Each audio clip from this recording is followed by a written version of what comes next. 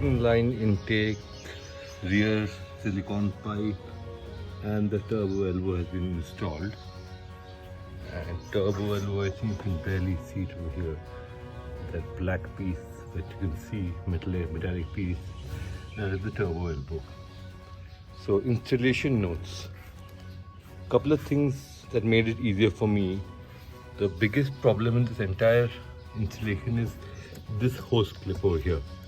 You don't have enough elbow room over here to remove this from the factory inlet. So the easier way to do it is a slightly time consuming way, but it's easier, is to basically, you see this line going all around over here.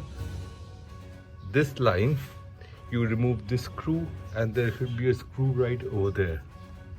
That screw over there. I'll just show you how to get to it. Yeah, that screw, this one. You remove those two screws and you get this line becomes loose. Now once that line becomes loose, disconnect the coil packs, all the coil packs, disconnect the fuel pump sensor connector, disconnect this connector, and you should be able to move this out of the way. This entire line will move out of the way. Then remove this coil pack and remove this screw over here. Once this screw is removed, this entire rear pipe piece will come out in one shot, and then you can actually pull that original turbo elbow out of this place. From this line, you can remove the line from underneath this, and then you can pull it outside the car and do it. That's the easier way to do it. So it's slightly more time consuming, but it saves you a lot of energy trying to wiggle out this hose, particularly out of this place over here. So that's one thing. The other thing is, when you're putting this line back, just make sure that this hose over here is on the outside and not on the inside. Usually it gets pinched in this hole. Don't keep it there. Just pull this hose outside and it'll hang off the main line over here like this. Okay, so inlet is installed.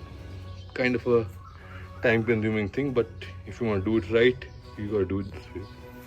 The other thing that I noticed was, when I installed the inlet with the air box in place, this thing was sitting at an angle like this. It was not sitting flush.